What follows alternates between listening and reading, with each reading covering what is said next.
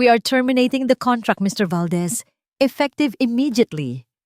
Ang mga salitang yon, kahit sinabi sa isang banyagang aksento, ay kasing linaw ng salamin na nababasag, isang malakas, biglaan, at hindi na maibabalik na pagkasira. Nakatitig lang si Alejandro sa nagyayelong imahe ni Mr. Harrington sa screen ng kanyang laptop. Natapos na ang video call. Tapos na ang lahat.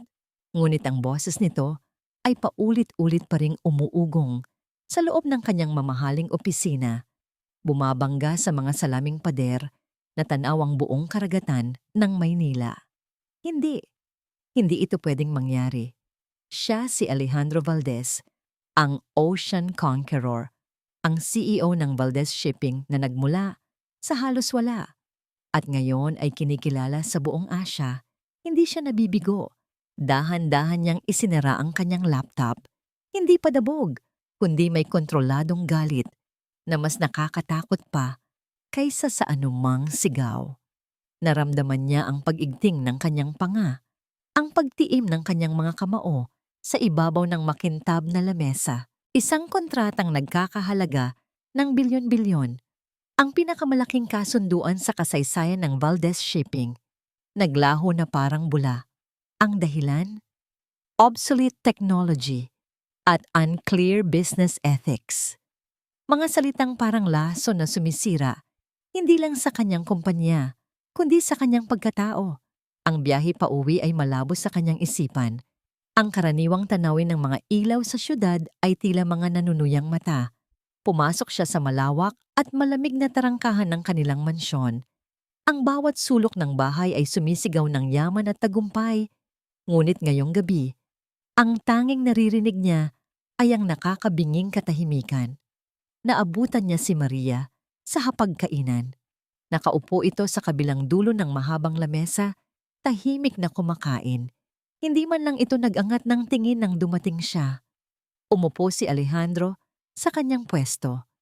Ang tanging maririnig ay ang mahinang tunog ng kanilang mga kubyertos na tumatama sa plato. Pinagmasdan niya ang kanyang asawa. Simple, laging simple. Kahit anong mamahaling damit ang isuot nito, meron pa ring aura ng simpleng babae na nakilala niya sa isang evacuation center maraming taon na ang nakalipas. Ang babaeng yon, ang nagsilbing kanlungan niya noong siya ay nasa pinakamababang punto ng kanyang buhay. Ngunit ngayon, ang kapayakan na yon ay hindi na nakakagaan ng loob. Para itong isang pader na hindi niya mapasok. Isang paalala ng kahinaan na matagal na niyang gustong kalimutan. Kumusta ang araw mo? Tanong ni Maria na hindi pa rin tumitingin sa kanya. Ang simpleng tanong na yon ay parang gasolinang ibinuhos sa apoy na nag-aalab sa loob niya. Gusto niyang sumigaw, gusto niyang magwala, gusto niyang sabihin na gumuho ang mundo niya, pero wala siyang sinabi. Okay lang, sagot niya, malamig at walang emosyon. Gusto niyang magtanong si Maria, gusto niyang pilitin siya nitong magsalita. Gusto niyang makita sa mga mata nito ang pag-aalala, pero wala. Tumangulang ito at nagpatuloy sa pagkain. Napatingin si Alejandro sa isang maliit na picture frame sa gilid. Isang lumang litrato nila nung nagsisimula pa lang sila. Nakangiti, magkayakap sa harap ng isang maliit na apartment. Noon, ang nangiti ni Maria ang nagsisilbing lakas niya. Ngayon, parang akusasyon na yon. Isang akusasyon na nagbago na siya. Hindi na niya natapos ang kanyang pagkain. May tatapusin pa ako sa opisina, sabi niya at tumayo. Hindi siya lumingon. Kung lumingon man siya, marahil ay nakita niya ang lungkot sa mga mata ni Maria. Ngunit pinili niyang huwag lumingon. Bumalik siya sa Valdez Shipping Tower. Ang gusali ay tahimik na, maliban sa iilang empleyado sa night shift. Pagpasok niya sa kanyang opisina, nagulat siyang makita ang kanyang sekretarya, si Camila Roque. Sir, akala ko po umuwi na kayo, sabi nito. May bahid ng pagkagulat at pag-aalala sa boses. I need to work, maikling sagot ni Alejandro. Tumango si Camila. Inayos nito ang ilang papel sa lamesa bago magsalita ulit. Ang boses ay halos isang bulong. Sir, okay lang po ba kayo? Narinig ko po ang nangyari sa Harrington deal. Tumingin si Alejandro sa kanya. Si Camila ay matalino, mabilis, at laging alam kung ano ang kailangan niya bago pa man niya sabihin ang perpektong sekretarya. I'm fine, gate niya. Ngumiti si Camila ng isang malungkot na ngiti. Sir, alam ko pong hindi niyo ako dapat kinakausap tungkol dito. Pero kanina pa po kasi may mga naririnig ako sa mga empleyado. Kumunot ang noo ni Alejandro. Anong naririnig mo? Nag-atubili si Camila na para bang ayaw niyang sabihin. Wala po, sir. Mga chismis lang po siguro. Camila, sabihin mo. Ang boses niya ay may bigat na hindi matatanggihan. Huminga ng malalim si Camila. Sabi po kasi nila na marahil ang problema ay hindi lang sa teknolohiya natin. Tumingin ito sa sahig. Sabi po nila, baka kailangan nyo ng partner, isang asawa na kayang makipagsabayan sa international stage na naiintindihan ng mundo nyo. Hindi nagsalita si Alejandro. I'm sorry po, sir. Mabilis na sabi ni Camila. Hindi ko po dapat sinabi. Alam ko pong mabuting tao si Ma'am Maria. Marahil, hindi lang talaga para sa kanya ang mundong ito. Ang mga salita ni Camila ay maingat na pinili. Bawat isa ay parang isang maliit na patak ng lason. Hindi nito direktang sinisiraan si Maria, ngunit itinatanim nito sa isip ni Alejandro ang isang ideya na matagal na niyang itinatanggi, na si Maria ay isang angkla na humihila sa kanya pababa. Pagkaalis ni Camila, naiwan si Alejandro na nakatayo sa gitna ng kanyang opisina. Ang mga salita nito ay umuulit sa kanyang isipan. Ang pagkadismaya niya sa pagkawala ng kontrata, ang inis niya sa katahimikan ni Maria, at ang lason mula kay Camila ay naghalo-halo sa loob niya. Lumilikha ng isang mapanganib na bagyo. Umupo siya sa kanyang upuan at binuksan muli ang laptop. Isang bagong email ang pumasok, galing kay Camila Roque. Ang subject, Sir, for your eyes only. Proof of internal management inefficiencies. Napakunot ang kanyang noo. Anong ibig sabihin nito? Dahan-dahan niyang iginalaw ang cursor at pinindot ang email. Mayroong isang naka-attach na file. Binuksan niya ito. Isang koleksyon ng mga dokumento at mga pekeng email na nagpapakita ng mga di umano'y maling desisyon ni Maria sa mga proyektong hawak nito na nagdulot ng pagkasira sa imahe ng kumpanya. Habang binabasa niya ang mga kasinungalingan, naramdaman ni Alejandro ang unti-unting paglamig ng kanyang dugo. Ang pagdududa na itinanim ni Camila ay biglang nag-ugat at lumago. Nanlaki ang kanyang mga mata. Hindi sa gulat, kundi sa isang biglaang nakakawasak na pagtanggap. Hindi na umuwi si Alejandro ng gabing iyon. Nananatili siyang nakaupo sa kanyang silya sa gitna ng kadiliman ng kanyang opisina habang ang mga kasinungalingan mula sa screen ng laptop ay tila nagliliwanag. Sinusunog ang mga iyon sa kanyang isipan. Bawat pekeng email, bawat binagong graph, bawat salitang isinulat para palabasin na si Maria ay isang pabigat. Lahat ng iyon ay parang mga piraso ng isang puzzle na sa wakas ay nabubuo sa kanyang utak. Hindi niya gustong maniwala, pero ang lahat ng ebidensya ay naroon, itim sa puti. Ang pag-atras ni Mr. Harrington, ang mga bulong-bulungan sa opisina, ang katahimikan ni Maria. Bigla, ang lahat ay nagkaroon ng koneksyon. Naramdaman niya ang isang pamilyar na kirot sa kanyang dibdib. Ito ang kirot ng pagtataksil. Ang parehong sakit na naramdaman niya noong ang sarili niyang tiyuhin ang umagaw sa negosyo ng kanyang ama. Ang pakiramdam na ang taong pinagkakatiwalaan mo ay siya palang unti-unting sumisira sa'yo. Nang mga panahong yon, si Maria ang kanyang naging tagapagligtas. Ngayon, sino na ang magliligtas sa kanya mula kay Maria? Kinaumagahan, umuwi siya na may dalang bagyo sa kanyang dibdib. Ang mansyon ay tahimik. Alam niyang nandoon lang si Maria sa isang sulok, marahil sa library o sa hardin, nabubuhay sa sarili nitong mundo. Isang mundong hindi na niya maintindihan. Isang mundong sa tingin niya ngayon ay puno ng pagkukunwari. Dala ang folder na naglalaman ng mga ebidensya ni Camila. Hinanap niya ito. Nakita niya si Maria sa library, nagbabasa ng libro.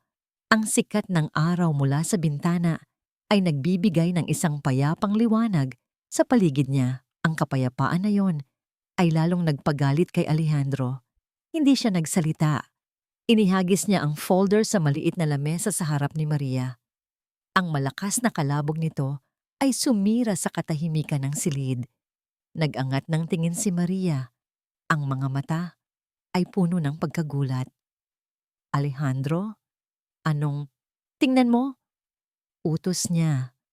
Ang boses ay malamig at matigas na parang bakal. Tingnan mong mabuti ang mga yan. Nanginginig ang mga kamay na binuksan ni Maria ang folder. Isa-isa niyang tiningnan ang mga papel. Nakita ni Alejandro ang unti-unting pagbabago sa mukha nito. Mula sa pagkalito hanggang sa hindi paniniwala. At sa huli, sa sakit. Hindi totoo to. Halos pabulong na, sabi ni Maria. Umiiling habang tinitingnan ang mga dokumento. May nagbago nito. Hindi ito ang mga orihinal na report. Talaga? Sarkastikong sabi ni Alejandro. Lumapit siya. Ang bawat hakbang ay mabigat. Kaya pala bumagsak ang reputasyon natin sa mga charity partners? Kaya pala ang mga proyektong hawak mo, imbes na makatulong, ay nagdulot pa ng kahihiyan sa pangalan ng Valdez? Hindi, Alejandro, makinig ka. Tumayo si Maria. Ang mga mata ay nagsusumamo. Ang mga email na ito, hindi ako ang nagsulat nito. Tignan mo ang mga detalye, ang teknikal na aspeto. Huwag mo akong daanin sa mga teknikal na salita mo. Sigaw niya. Sa wakas ay sumabog ang galit na kanina pa niya pinipigilan. Akala ko ba gusto mong tumulong? Akala ko ba gusto mo maging parte ng tagumpay ko? Ito ba ang tulong na sinasabi mo, Maria? You're dragging my company down. Sinisira mo ang lahat ng pinaghirapan ko. Napaatras si Maria, nasasaktan sa bawat salitang binitiwan niya. Paano mo nasasabi yan? Lahat ng ginawa ko, para sa'yo. Para sa akin? Tumawa si Alejandro, isang tawang walang kagalakan. Ang pagtatago mo sa likod ng mga libro, ang pag-iwas mo sa mga business gathering, ang pagiging isang anino sa tabi ko, para sa akin ba yon? O para sa sarili mo dahil natatakot kang lumabas sa maliit mong mundo? Isang butil ng luha ang pumatak mula sa mata ni Maria. Hindi mo naiintindihan. Hindi. Ngayon, naiintindihan ko na, sabi ni Alejandro. Ang boses ay bumaba ngunit mas lalong tumagos. Siguro nga tama ang sabi nila. Hindi ka nababagay sa mundo ko. Iyon na ang huling salita. Ang pinakamasakit sa lahat. Nakita niya kung paano gumuho ang natitirang lakas sa mga mata ni Maria. Hindi na ito nagsalita. Dahan-dahan itong tumalikod at lumabas ng library, dala ang bigat ng kanyang mga akusasyon. Naiwan si Alejandro na mag-isa. Ang kanyang paghinga ay malalim at magulo. Walang tagumpay sa kanyang naramdaman. Tanging isang malamig at malawak na espasyo sa kanyang dibdib. Bumalik siya sa opisina na may determinasyon. Kailangan niyang ayusin ang gulong ito. Kailangan niyang putulin ang anumang nagiging pabigat sa kanya. Pagdating niya, tila naghihintay na sa kanya si Camila. Ang mukha ay puno ng maingat na pag-aalala. Sir, anong nangyari? Tanong nito. Hindi sumagot si Alejandro. Umupo lang siya sa kanyang silya at napahilamos sa kanyang mukha. Pagod at gulong-gulo. Lumapit si Camila. Ang mga takong ay halos walang tunog sa mamahaling karpet. May inilapag itong isa pang folder sa kanyang lamesa. Iba sa nauna, mas makapal at mukhang mas opisyal. Tumingin si Alejandro sa folder pagkatapos ay kay Camila. Sir, mahinang sabi ni Camila. Ang boses ay puno ng pakikiramay. Para matapos na po ang problema, baka ito na po ang solusyon. Dahan-dahan, binuksan ni Alejandro ang folder.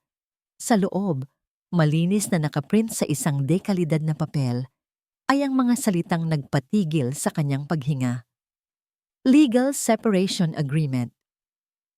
Ang mga salita ay parang bubog na nagkalat sa sahig ng kanyang puso. Matatalim, nakakasugat sa bawat paghinga. Hindi ka nababagay sa mundo ko. Nakatayo si Maria sa gitna ng kanilang malawak na walk-in closet, napapaligiran ng mga damit na hindi niya pinili, mga alahas na bihirang isuot, at mga bag na sumisigaw ng yaman na hindi niya kailanman inasam.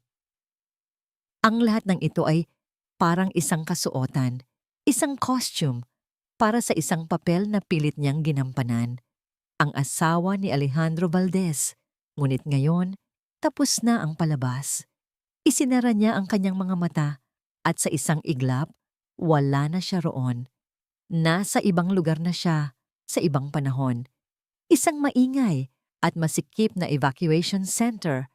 Ang hangin ay amoy basa at lupa.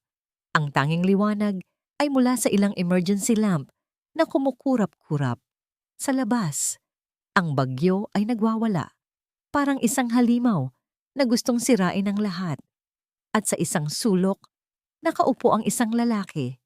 Basang-basa, nakayuko. Ang mga balikat ay nanginginig.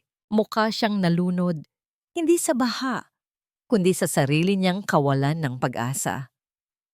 Iyon si Alejandro o Ali, gaya ng pagpapakilala niya noon. Isang estranghero na nawala ang lahat sa isang gabi dahil sa pagtataksil ng sariling kamag-anak. Nilapitan siya ni Maria. Walang salita. Inabutan lang niya ito ng isang mangkok ng mainit na lugaw mula sa relief goods. Inangat ni Ali ang kanyang mukha. Sa gitna ng gulo at dumi, nakita ni Maria ang mga matang puno ng apoy. Kahit na pilit iyong tinatabunan ng lungkot, kinuha nito ang lugaw. Salamat. Halos pabulong nitong sabi. Magdamag silang magkausap. Ikinuwento ni Alejandro ang kanyang mga pangarap. Isang shipping company na mas malaki pa sa itinayo ng kanyang ama. Habang nagsasalita ito, kumuha si Maria ng isang tissue paper at isang ballpen at nagsimulang mag-drawing ng mga diagram, ng mga sistema, ng isang logistics plan na sa isip lang niya nabubuo. Ganito, sabi niya, pwede mong simulan ulit.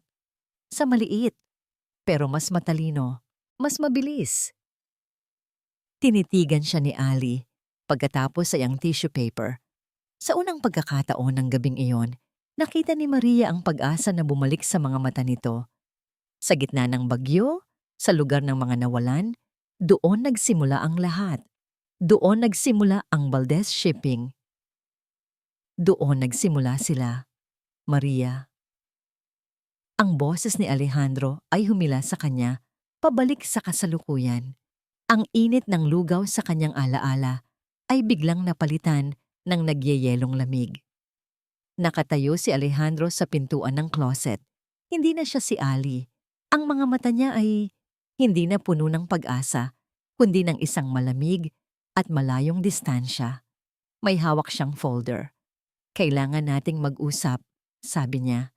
Sinundan siya ni Maria pabalik sa library, ang lugar kung saan niya gustong magbasa, ang lugar kung saan sila nag-away kanina. Inilapag ni Alejandro ang folder sa lamesa. Dahan-dahan niya itong itinulak palapit sa kanya. Pirmahan mo na lang, sabi niya. Ang boses ay walang anumang emosyon, para sa ikabubuti ng lahat. Binuksan ni Maria ang folder. Legal Separation Agreement. Ang bawat salita ay parang martilyong pumupukpok sa dibdib niya. Tumingin siya kay Alejandro, naghahanap ng kahit anong bahid ng pag-aalinlangan, ng kahit katiting na sakit. Pero wala. Ang nakita lang niya ay isang CEO na gumagawa ng isang business decision. Isang desisyon para tanggalin ang isang asset na hindi na kumikita. Naramdaman niya ang pag-init ng kanyang mga mata. Pero pinigilan niya ang mga luha. Kung ito na ang huli nilang pag-uusap, hindi niya ito hahayaang makita siyang nagmamakaawa. Hindi na. Hindi ka na ba magtatanong? Mahinang tanong niya. Hindi mo na ba gustong malaman ang totoo? Ang totoo? Sagot ni Alejandro. Ang totoo ay bumabagsak ang kumpanya ko, Maria. At kailangan kong gawin ang lahat para isalba ito. Wala na akong panahon para sa drama. Drama. Iyon pala ang tawag niya sa buhay nila, sa mga sakripisyo niya. Huminga ng malalim si Maria. Kinuha niya ang ballpen. Naramdaman niya ang bigat nito sa kanyang nanginginig na kamay. Tiningnan niya ang linya kung saan nakalagay ang kanyang pangalan. Tumigil siya. Tumingin siyang muli kay Alejandro. Diretso sa mga mata. Sana. Simula niya. Ang boses ay kalmado na ngayon. Isang araw. Maalala mo kung sino ang kasama mo noong wala ka pa sa mundong kinatatayuan mo ngayon. Pagkasabi noon, yumuko siya. At sa isang mabilis ngunit tiyak na galaw, isinulat niya ang kanyang buong pangalan. Maria Isabel Cruz. Isinara niya ang folder at dahan-dahang itinulak pabalik kay Alejandro. Pagkatapos, tumalikod siya. Naglakad siya palabas ng library, paakyat sa kanilang kwarto. Kinuha niya ang pinakamaliit na maleta na nakita niya. Hindi siya naglagay ng mga damit o alahas. Ang tanging kinuha niya ay ang lumang litrato nila sa apartment at isang maliit na notebook. Pagbaba niya, nandoon pa rin si Alejandro, nakatayo sa library, hawak ang folder. Hindi ito lumingon. Naglakad si Maria palabas ng pinto ng mansyon. Nagsisimula ng umambon. Hindi siya nagdala ng payong. Bawat hakbang palayo sa bahay na yon ay mabigat. Ngunit bawat hakbang din ay nagpapalayas sa kanya. Hindi siya lumingon. Alam niya na kung lumingon siya, baka hindi na niya kayanin. Nang makalabas siya sa gate, isang taxi ang huminto sa kanyang harapan. Sumakay siya nang hindi nagsasalita. Saan po tayo, ma'am? Tanong ng driver. Bago pa siya makasagot, tumunog ang kanyang cellphone. Isang numero na hindi nakasave sa kanyang contacts. Sinagot niya ito. Hello? Ma'am Isabel? Sabi ng isang boses sa kabilang linya. Si Leo po ito. Handa na po ang lahat. Natahimik si Maria sandali. Pinakikinggan ang tunog ng ulan sa bubong ng taxi. Nagbuntong hininga siya. Isang paghingang nagtatapos sa isang yugto at nagsisimula ng panibago. Salamat, Leo. Sabi niya. Ang boses ay may bagong lakas. Welcome back to Marahuyo Innovations, ma'am. Ang mga sumunod na buwan ay isang mahabang pagdurugo. Iyon ang tanging paraan na mailalarawan ni Alejandro ang nangyayari sa Valdez Shipping. Hindi ito isang biglaang pagsabog, kundi isang dahan-dahan at masakit na pagkaubos. Para siyang kapitan ng isang dambuhalang barko na unti-unting lumulubog at wala siyang magawa, kundi panoorin ito. Bawat linggo, may bagong masamang balita. Isang kliyente mula sa Singapore ang bumitaw. Isang kasosyo sa Japan ang nag-pull out. Ang dating matatag na stock price ng kumpanya ay pula na ngayon, araw-araw. Ang dating Ocean Conqueror ay isa na ngayong hari na nawawalan ng kaharian. Ang kanyang kahinahunan ay napalitan ng pagiging mainitin ng ulo. Ang kanyang opisina, na dati ay sentro ng kapangyarihan, ay naging isang kulungan ng kanyang mga kabiguan. Another one pulled out. Sigaw niya sa intercom. Ang boses ay umalingaw-ngaw sa buong executive floor. Camila, get in here, now. Pumasok si Camila, kalmado gaya ng dati, na may hawak na tablet. Sir, I have the report. I don't need the report, sabi ni Alejandro. Ang mga kamay ay nakasabunot sa sariling buhok. I need answers. Sino itong Marahuyo Innovations na ito? Saan sila nanggaling? Paanong sa loob lang ng ilang buwan ay naagaw nila ang halos lahat ng kliyente natin? They have a superior system, sir. Mahinahong paliwanag ni Camila. Isang green logistics platform. Mas mabilis, mas mura, at mas makakalikasan. Iyon ang hinahanap ng lahat ngayon. Bakit wala tayong ganito? Bakit hindi natin ito nakita? Sinusubukan po natin, sir, sabi ni Camila. Ang boses ay puno ng simpatiya. Pero ang pundasyon po ng sistema natin, ang ipinamana sa atin, ay mahina, mahirap ng baguhin. Ang ipinamana sa atin, hindi sinabi ni Camila ang pangalan ni Maria, pero nandoon iyon, nakalutang sa hangin sa pagitan nila. Ang sisi. Ang araw ng board meeting ay ang pinakamasama sa lahat. Pumasok si Alejandro sa conference room na puno ng mga miyembro ng board. Mga matatandang lalaki na dati ay humahanga sa kanya, ngunit ngayon ay nakatingin sa kanya na may pagdududa at galit. Alejandro, our stocks have plummeted by 40%. Salubong sa kanya ni Mr. Reyes, isa sa mga pinakamatagal na board member. Ano ba ang plano mo? We are stabilizing the situation. Matigas na sagot ni Alejandro. This is a temporary setback. Temporary? Tumawa ang isa pa. We're losing clients left and right to a company we've never even heard of before. Baka sa susunod na buwan, wala na tayong kumpanya. Nagkagulo ang silid. Bawat isa ay may gustong sabihin, bawat boses ay puno ng akusasyon. Sinubukan ni Alejandro na kontrolin ang sitwasyon, ngunit para siyang sumisigaw sa gitna ng isang malakas na unos.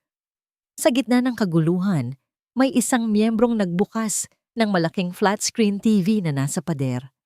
Let's see what the market news has to say about us, mapait nitong sabi. Natahimik ang lahat nang lumabas ang logo ng isang sikat na business news channel. Ang headline, The New Wave, How Marahuyo Innovations is Changing the Shipping Industry. Nanigas si Alejandro sa kanyang kinatatayuan.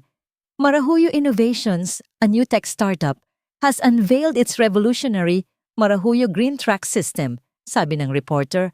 A platform so efficient and environmentally friendly, it's causing major disruption in the Asian market, leaving established giants like Valdez Shipping struggling to keep up. Isang sampal. Isang pampublikong sampal sa mukha ni Alejandro at ng kanyang buong kumpanya.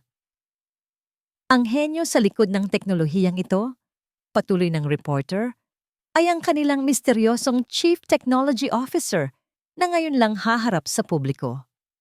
Ang kamera ay lumipat mula sa reporter patungo sa isang malaking entablado. Sa gitna nito, papalapit sa lectern ay isang babae. Isang babaeng may simple, ngunit eleganteng ayos. Ang buhok ay nakapusod ng maayos. Ang tindig ay puno ng kumpiyansa. Pamilyar. Sobrang pamilyar. Let us all welcome, sabi ng boses ng host sa TV, the mind behind Marahuyo Innovations. Miss Isabel Cruz. Tumayo ang babae sa lectern. Ngumiti ito sa mga kamera. Isang nangiting kayang magpailaw sa isang buong syudad. Isang nangiting minsan nang naging mundo ni Alejandro. Ang hangin ay tila ninakaw mula sa kanyang baga. Ang ingay ng boardroom ay naglaho. Ang tanging nakikita niya ay ang mukha sa screen. Hindi Isabel, kundi Maria, ang kanyang asawa. Si Maria Isabel Cruz. Ang core ng ating algorithm ay hindi lang sa efficiency, kundi sa predictability. Paliwanag ni Isabel sa harap ng isang malaking glass board, ang kanyang marker ay mabilis na gumuguhit ng mga komplikadong flowchart. We don't just react to problems, we anticipate them. That's the Marahuyo difference. Ang conference room ng Marahuyo Innovations ay puno ng mga batang inhinyero. Ang kanilang mga mata ay nakatuon sa kanya, puno ng paghanga at respeto. Dito, hindi siya si Maria, ang tahimik na asawa. Dito, siya si Isabel Cruz, ang CTO, ang utak, ang leader. Ito ang mundo na minsan na niyang tinalikuran. Noon, kilala siya sa underground tech community bilang YC, isang batang prodigy na lumikha ng mga makabagong sistema. Ngunit matapos ang isang trahedya sa kanyang pamilya, pinili niyang magtago. Pinili niya ang katahimikan, ang pagiging ordinaryo. At nang dumating si Alejandro, mas lalo siyang nagtago sa likod nito sa paniniwalang ang pag-ibig ay sapat na. Nagkamali siya. Ang pagiging anino ay hindi nagligtas sa kanya. Ito pa nga ang halos sumira sa kanya. Kaya't bumalik siya, hindi para maghiganti, kundi para bawiin ang sarili. Okay team, let's run the diagnostics again, sabi niya, kasabay ng isang nangiting nagbibigay lakas. Gusto kong makita ang 0% margin of error bago ang full implementation sa Europe. Pagkatapos ng pulong, nagtungo siya sa isang maliit na coffee shop malapit sa opisina para sa isang sandaling kapayapaan. Habang hinahalo ang kanyang kape, isang pamilyar na boses ang tumawag sa kanya. Miss Cruz? Isabel Cruz? Lumingon siya at nakita si Mr. Tan, isa sa mga dating kliyente ni Alejandro na unang lumipat sa Marahuyo. Mr. Tan, what a surprise! Ngiti ni Isabel. The pleasure is all mine, sabi ng matandang negosyante, halatang humahanga. Your system is brilliant. A work of art. You saved my company millions. I'm glad we could help. Magalang niyang sagot. Alam mo, patuloy ni Mr. Tan, umupo ito sa tapat niya. Kawawa si Alejandro. I heard he's losing everything. Humigop ito ng kape. Masyado kasing mayabang. He thought he was untouchable. Hindi niya nakita ang pagbabago na paparating. Hindi nagbago ang ekspresyon ni Isabel. Nanatili siyang kalmado. Ngunit sa loob, may kung anong kumirot. Awa. Lungkot. Isang multo ng damdamin na matagal na niyang pilit kinakalimutan. Change is inevitable in our business, Mr. Tan, sabi lang niya. Pagkatapos ng maikling pag-uusap, bumalik si Isabel sa kanyang opisina. Binuksan niya ang kanyang tablet at tiningnan ang business news. Hindi niya kailangang hanapin pa. Nasa front page ito. Ang stock chart ng Valdez Shipping. Isang mahaba at matarik na pulang linya na bumubulusok pababa. Napabuntong hininga siya. Wala siyang nararamdamang saya sa pagbagsak nito. Tanging isang malalim na panghihinayang. Sayang ang mga pangarap na minsan nilang pinagsaluhan. Sayang ang lalaking minahal niya na nilamon ng sarili nitong karangalan. Isasara na sana niya ang tablet nang biglang kumatok at pumasok ang kanyang assistant na si Leo. Ma'am Isabel, sabi nito, may nag-iwan po nito para sa inyo sa baba. Inabot ni Leo ang isang bagay sa kanya. Walang card, walang anumang palamuti. Isang puting rosas. Napatitig si Isabel dito. Ang kanyang paghinga ay biglang tumigil. Isa lang ang taong nagbibigay sa kanya ng puting rosas. Iyon ang bulaklak na ibinigay ni Alejandro sa kanya noong gabing nag-propose ito sa kanya sa harap ng isang maliit na karinderya noong ang tanging yaman nila ay ang kanilang mga pangarap. Ang imahe ni Maria, hindi ni Isabel, sa screen ay parang isang multo na sumusunod kay Alejandro pabalik sa kanyang opisina. Bumagsak ang pinto sa pagkakasara nito, ang malakas na tunog ay umaling-awngaw sa tahimik na paligid. Nandoon si Camila, naghihintay. Tila alam na niya. Bakit? Ang isang salitang iyon ay puno ng lahat ng kanyang pagkalito, galit at sakit. Bakit hindi mo sinabi sa akin na siya yon? Hindi sumagot si Camila. Lumapit lang ito. Ang mukha ay isang perpektong maskara ng pag-aalala at awa. Sagutin mo ako. Sigaw ni Alejandro. Ang boses ay parang kulog. Sa wakas, nagsalita si Camila. Ang boses ay mahina at nanginginig. Dahil ayokong mas masaktan pa kayo, sir. Masaktan? Tumawa si Alejandro ng mapait. Sa tingin mo ba may masasakit pa kaysa malaman na ang sarili mong na siya ang mismong dumudurog sa'yo? At itinago mo to sa akin? Doon na nagsimulang mamasa ang mga mata ni Camila. Isang butil ng luha ang pumatak sa kanyang pisngi. Isang luha na perpektong kinalkula. Sir, hindi niyo po naiintindihan, humikbi ito. Pagkaalis niya, kinausap niya ako. Kumunot ang noo ni Alejandro. Anong sinabi niya? Sinabi niya sa akin ang lahat. Patuloy ni Camila, umiiyak na ngayon. Ang plano niya, ang galit niya. Sinabi niya na sisirain ka niya, sir. Na ipapakita niya sa'yo na kaya niyang bumuo ng isang imperyo na mas malaki pa sa'yo. Sinabi niya na babawiin niya ang lahat ng sa tingin niya ay kinuha mo sa kanya. Napako si Alejandro sa kanyang kinatatayuan. Ang mga salita ni Camila ay hindi kapani-paniwala. Ngunit sa estado ng kanyang isip, sa lalim ng kanyang sugat, ang mga ito ay parang mga piraso ng bubog na bumabaon at nagiging makatotohanan. At nagbanta po siya sa akin. Dagdag ni Camila, ang boses ay basag. Sinabi niya na kung magsusumbong ako sa inyo, sisirain niya rin ako. Natakot po ako, sir. Natakot ako para sa inyo. Akala ko, kaya ko kayong protektahan nang hindi niyo nalalaman ang katotohanan. Ang kwento ay napakagaling. Isang obra maestra ng kasinungalingan. Ginawa nitong biktima si Camila at ginawa nitong isang demonyo si Maria. Isang babaeng puno ng paghihiganti. At si Alejandro? Ginawa siya nitong biktima ng dalawang babae. Mas madaling paniwalaan iyon. Mas madaling tanggapin na siya ay pinagtaksilan kaysa aminin na siya ang nagkamali. Na siya ang nagtulak kay Maria palayo. Ipakita mo sa akin ang ebidensya. Utos ni Alejandro. Ang boses ay garalgal.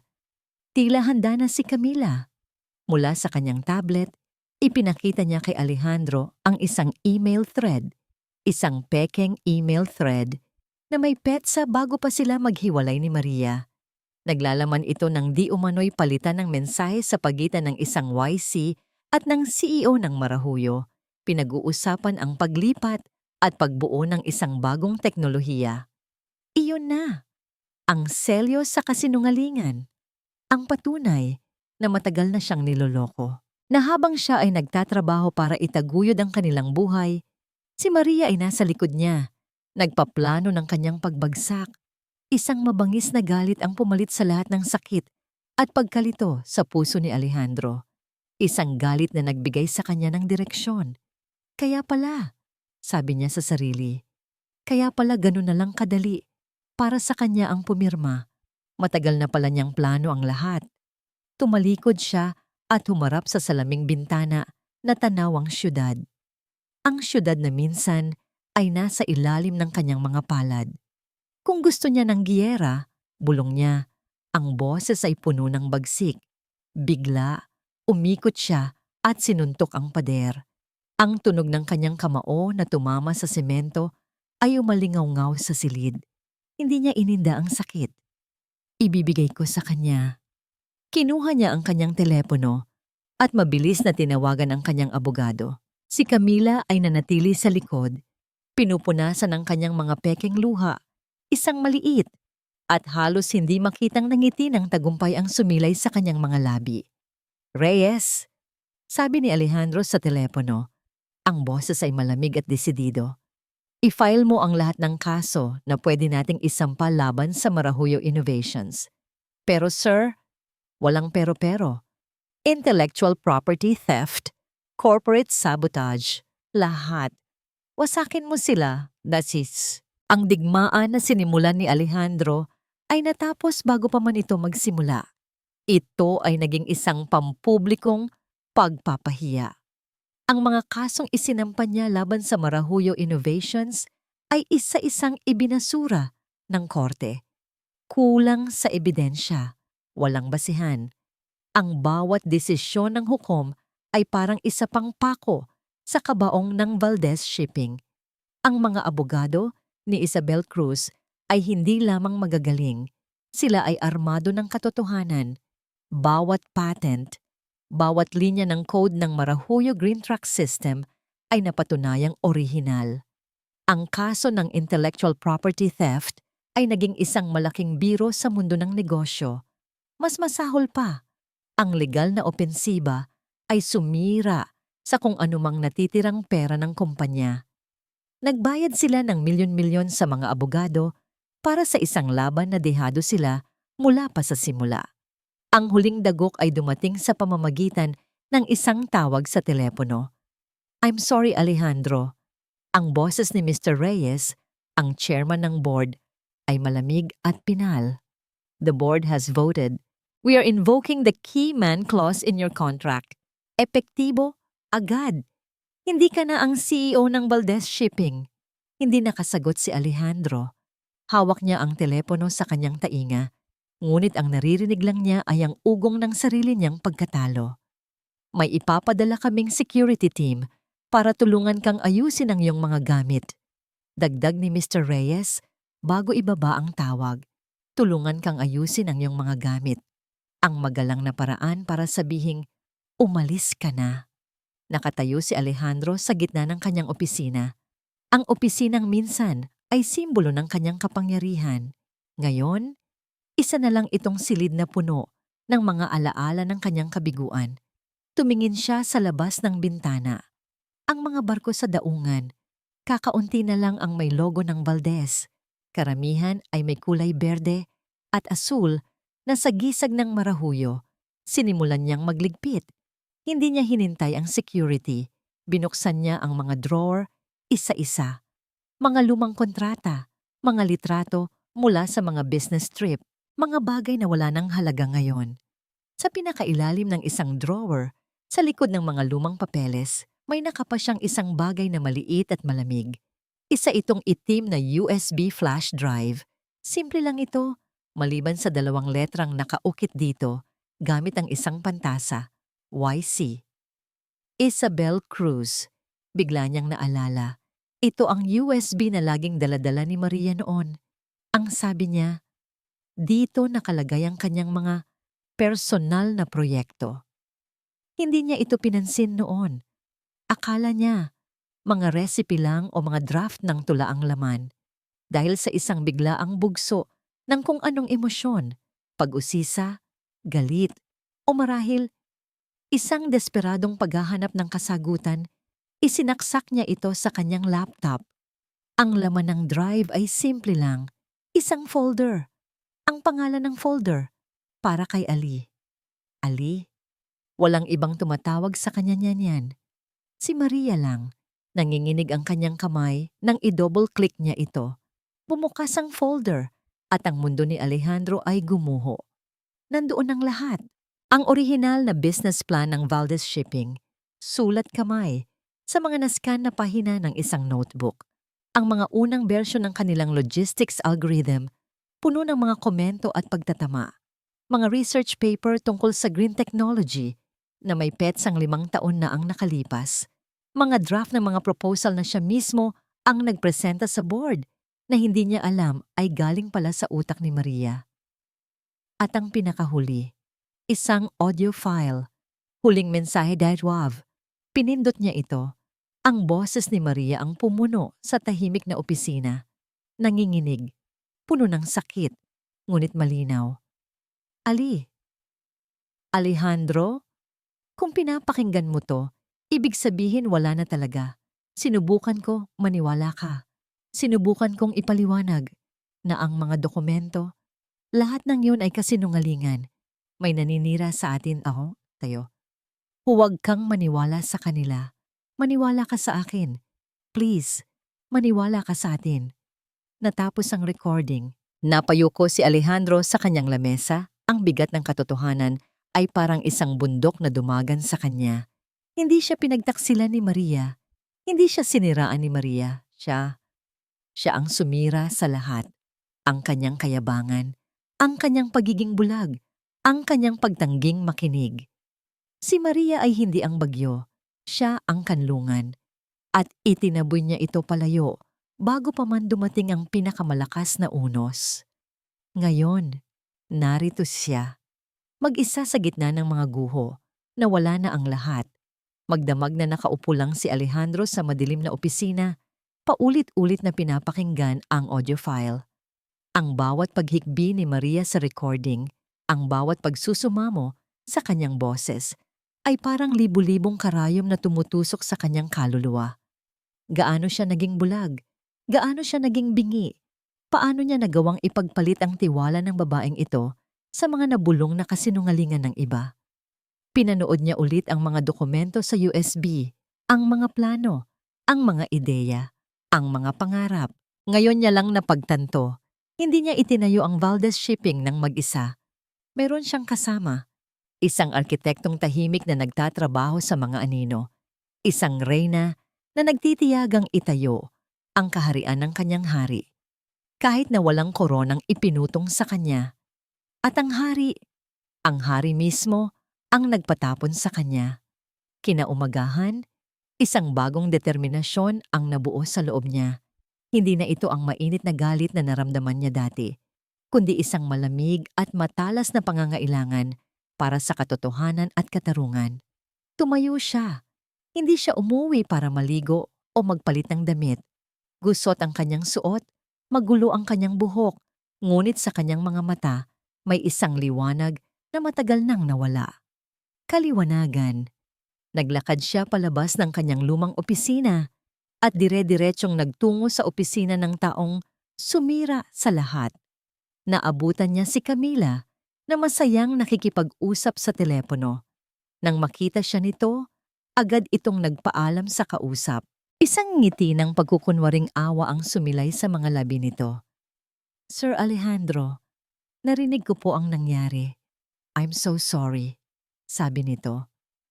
Hindi nagsalita si Alejandro. Lumapit lang siya sa lamesa nito at inilapag ang USB drive na wala ang ngiti sa mukha ni Camila nang makita ang maliit na bagay na yon. Bigla itong namutla. Why? Tanong ni Alejandro. Ang kanyang boses ay hindi na pasigaw. Kalmado ito. Ngunit sa ilalim ng kapayapaan na yon ay isang puwersang kayang gumuho ng bundok. Bakit mo ginawa? Sinubukan ni Camila na bawiin ang kanyang pagka-composure. Sir? Hindi ko po maintindihan ang sinasabi niyo. Tapos na ang pag-arte, Camila, sabi ni Alejandro. Pinakinggan ko ang lahat. Nakita ko ang lahat. Ang orihinal na mga plano, ang totoong pinagmulan ng Valdez Shipping at ang mensahe ni Maria. Biglang tumayo si Camila, ang mga mata ay nanlilisik. At naniwala ka sa kanya? Pagkatapos ng lahat ng ginawa niya sa'yo? Walang ginawa sa akin si Maria, sagot ni Alejandro. Ikaw ang may gawa ng lahat ng ito. Doon na nawala ang maskara ni Camila. Ang maamong muka ay napalitan ng isang anyo ng dalisay na puot. Tumawa ito, isang tawang nakakakilabot. Ako nga, pag-amin nito. Ako ang gumawa ng lahat. At dapat lang sa'yo yan, sa pamilya mo. Napakunot ang noo ni Alejandro. Anong kinalaman ng pamilya ko dito? Hindi mo naaalala ang rocket trading? Mapait na tanong ni Camila. Isang maliit na kumpanya na kasosyo ng tatay mo noon. Isang kumpanyang sinira niya, pinabagsak at tinapakan para lang mas umangat ang Valdez Shipping. Ang pamilya ko, ang tatay ko, nawala sa amin ang lahat dahil sa kasakiman ng mga Valdez. Ngayon, si Alejandro naman ang natigilan. Ang mga piraso ng isang madilim na nakaraan ay nagsimulang magkabit-kabit. Pumasok ako dito na may isang plano, patuloy ni Camila. Ang bawat salita ay puno ng kamandag. Ang kunin ang tiwala mo, ang paikutin ka sa mga palad ko, at panoorin kang sirain ang sarili mong legacy gamit ang sarili mong mga kamay. At si Maria, siya lang ang collateral damage. Isang sagabal na kailangang alisin. At nagtagumpay ka, bulong ni Alejandro. Hindi makapaniwala sa lalim ng paghihiganting ito. Oo, ngumisi si Camila. Nagtagumpay ako. Nawala sa iyo ang lahat. Katulad ng pagkawala ng lahat sa amin noon. Quits na tayo. Umiling si Alejandro. Hindi. Kinuha niya ang kanyang cellphone at pinindot ang stop recording. Itinago niya ito sa bulsa. Pinadala ko na ang buong pag-uusap na ito sa board of directors, mahinahon niyang sabi. At sa security, nanlaki ang mga mata ni Camila. Sa unang pagkakataon, nakita niya ang takot dito, ang tunay na takot. Hindi mo magagawa yan. Bago pa siya makatapos, bumukas ang pinto at pumasok ang dalawang security guard. Ma'am Roque, please come with us, sabi ng isa. Hindi na nanlaban si Camila. Tumingin lang siya kay Alejandro. Ang mga mata ay puno ng kabiguan. Ang kanyang perpektong plano, ang kanyang mahabang paghihiganti ay gumuho sa isang iglap. Habang dinadala si Camila palabas, naiwan si Alejandro sa opisina nito. Walang saya, walang pakiramdam ng tagumpay, tanging isang malawak na kalungkutan. Umupo siya sa silya. Sa gitna ng katahimikan, tumunog ang kanyang laptop. Isang bagong email. Binuksan niya ito.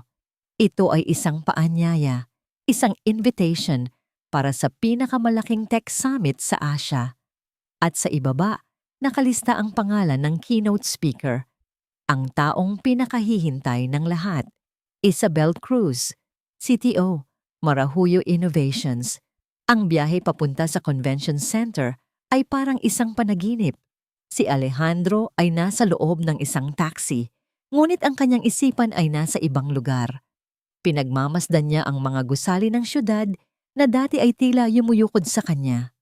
Ngayon, parang mga batong lapida lang ang mga ito sa kanyang libingan ng kayabangan. Bumili siya ng pinakamurang ticket na mahahanap niya online, isang general admission pass. Pumasok siya sa dambuhalang hall na puno ng libo-libong tao, mga negosyante, mga tech expert, mga estudyante, lahat sila ay naroon para sa iisang dahilan. Para pakinggan si Isabel Cruz, para pakinggan si Maria. Nagsuot siya ng baseball cap at face mask para itago ang kanyang pagkakakilanlan. Humanap siya ng isang upuan sa pinakalikod na bahagi ng hall, sa isang sulok na madilim at malayo sa entablado.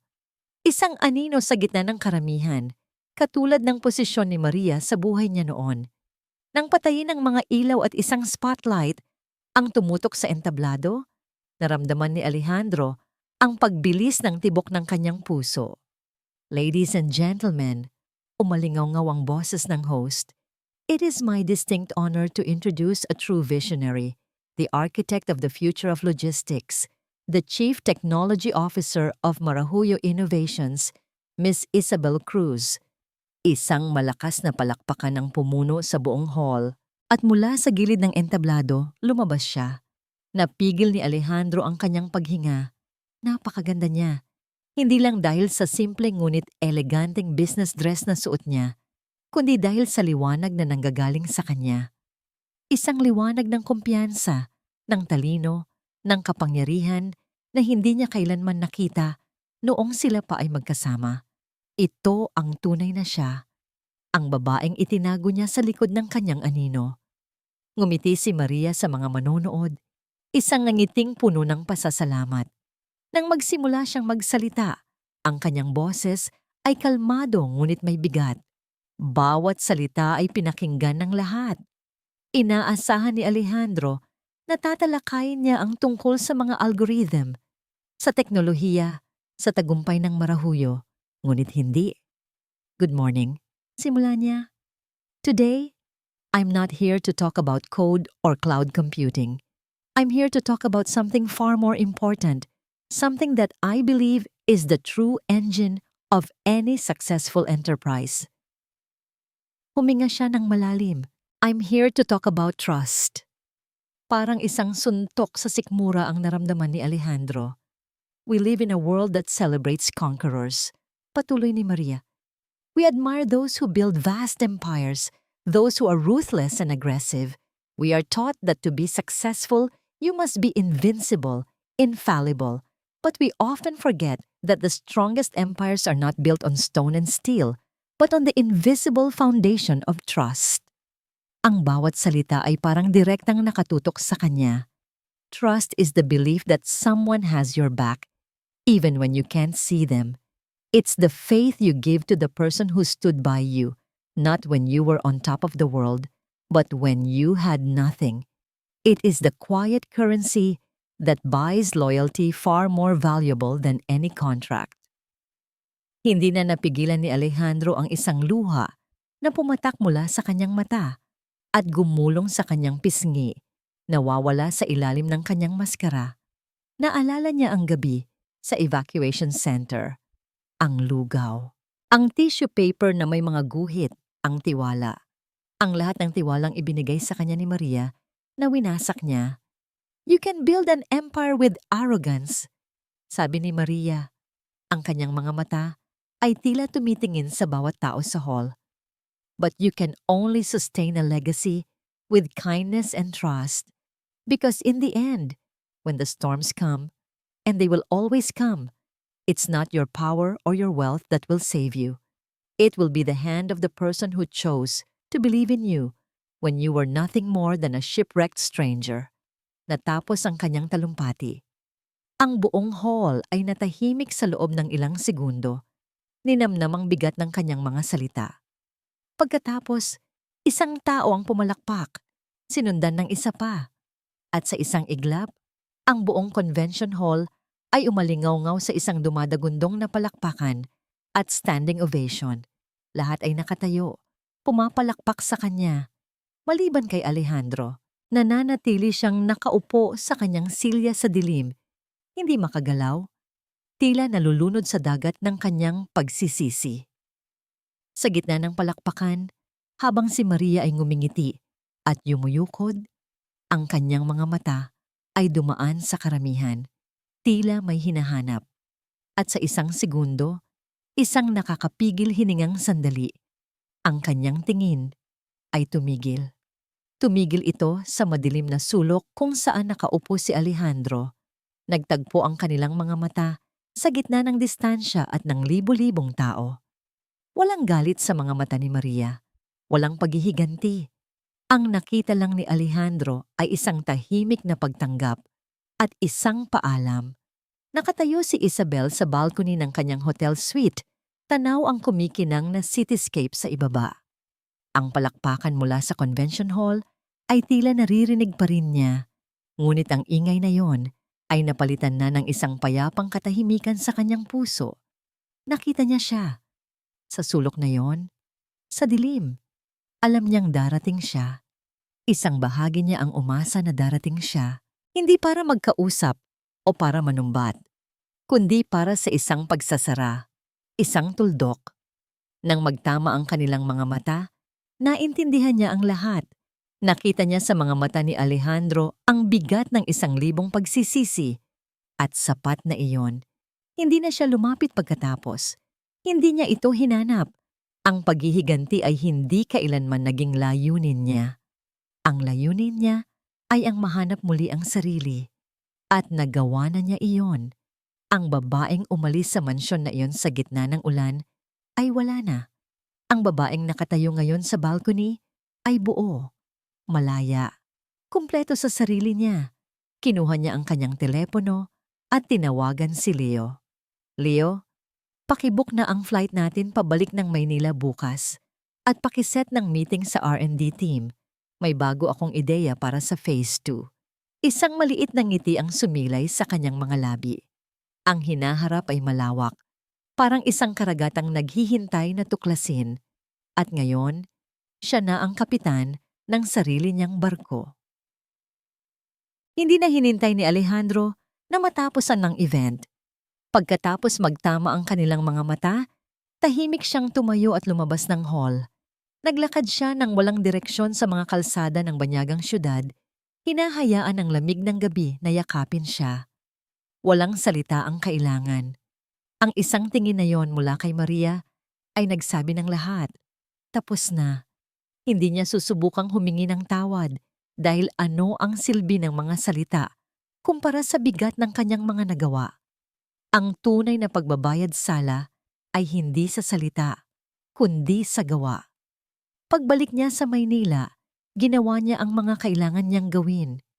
Ibinenta niya ang mansyon, ang mga mamahaling sasakyan, ang lahat ng simbolo ng kanyang dating kaharian. Ang perang nakuha niya ay ginamit niya para bayaran ang lahat ng danyos at separation pay ng mga empleyadong naapektuhan ng pagbagsak ng Valdez Shipping. Isang araw, pumirma siya sa huling dokumento, ang papeles na nagbebenta sa natitirang asset ng Valdez Shipping sa isang mas malaking korporasyon. Ang pangalang pinaghirapan niya, ang pangalang dinungisan niya, ay opisyal ng nabura. Wala nang natira sa kanya, katulad ng dati. Noong gabing iyon, sa evacuation center. Pero sa pagkakataong ito, may dala siyang isang bagay na wala siya noon. Isang masakit, ngunit mahalagang aral. Ilang buwan ang lumipas, Sa isang maliit na opisina, malapit sa Pantalan, isang bagong kumpanya ang nagsisimula. Mayroon lang itong 3 empleyado at isang segunda-manong delivery van. Ang pangalan sa pinto ay simple lang, Alon Logistics. Sa loob, nakatayo si Alejandro sa harap ng isang whiteboard, nagpapaliwanag sa kanyang maliit na team. Nakasuot lang siya ng simpleng polo shirt at maong. Wala na ang mamahaling relo, ang mga sapatos na gawa sa Italy. Ang priority natin ay hindi bilis, sabi niya sa kanyang mga kasama. Ang priority natin ay tiwala. Bawat kliyente, gaano man kaliit, ay dapat maramdaman na ang kanilang kargamento ay mas mahalaga pa kaysa sa ating kita. Sa pader ng opisina, sa halip ng mga parangal, isang simpleng frame ang nakasabit. Sa loob nito ay isang lumang tissue paper na may mga guhit-guhit na diagram. Isang hapon, nagtungo si Alejandro sa Pantalan. Pinanood niya ang isa sa kanyang mga maliliit na barko na dahan-dahang umaalis sa daungan. Sumandal siya sa mga rehas, dinadama ang alat ng hangin sa kanyang mukha. Hindi na siya ang ocean conqueror. Isa na lang siyang simpleng tao na sumusubok magsimula muli. Isang taong natutong maging karapat-dapat sa alala ng isang pag-ibig na minsan niyang sinayang. Tumingin siya sa malawak na karagatan, ang parehong karagatan na minsan niyang gustong angkinin. Ngayon, ang tanging gusto na lang niya ay kapayapaan. Salamat, Maria. Bulong niya sa hangin. At patawad. Ang mga salita ay tinangay ng alon. Isang mensaheng marahil ay hindi na maririnig. Ngunit sa wakas, ay nasabi ng buong katapatan mula sa isang pusong natutong magpakumbaba.